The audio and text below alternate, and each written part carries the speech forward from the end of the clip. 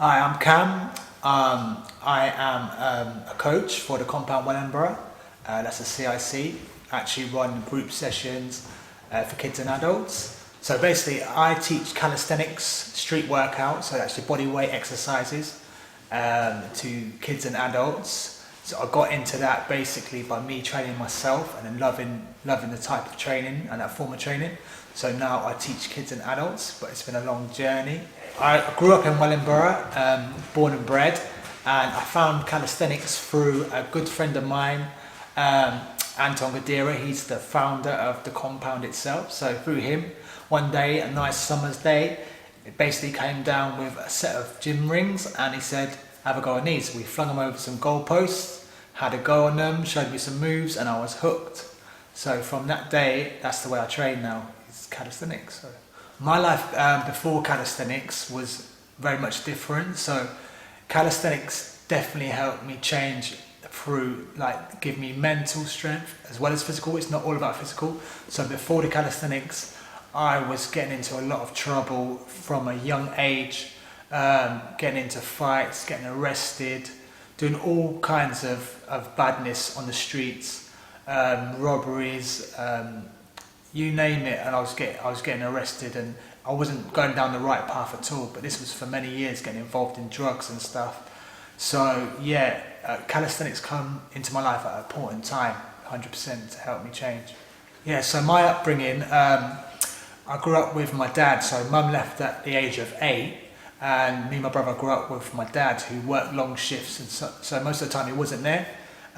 So my nan would come, or my granddad, who was struggling himself at the time. So it's a common theme what I'm seeing with the youngsters now. It's that single parent or something's happened from an early age. That's a trigger. So that was, I didn't realise at the time, but it definitely affected me more as I was growing up. Obviously it affected me at the time, but it affected me more as growing up, and mentally as well. I didn't realise that I was suffering, but I was. Okay, so through school, school life, secondary school, it was going good, year 7, 8 and 9, but then from then on I started getting into trouble, mischief, skiving, trying to find ways of making money, because like elders around me, I used to hang around with the elders, they had nice things and we didn't have nice things, so I wanted to make money. So I found myself skiving and just trying to make money out on the street, smoking weed, and yeah, basically not attending. So getting involved with CIRV basically happened through my Compound Wellingborough work. So they saw me doing the community work on a deprived estate in Wellingborough, the Hemwell estate, which has had troubles for many years. So they saw me doing the work there with the kids and adult sessions, trying to get the kids off the street and give them some focus, because there wasn't really nothing going on there on that estate. It's known for its gangs and crime and lack of opportunities.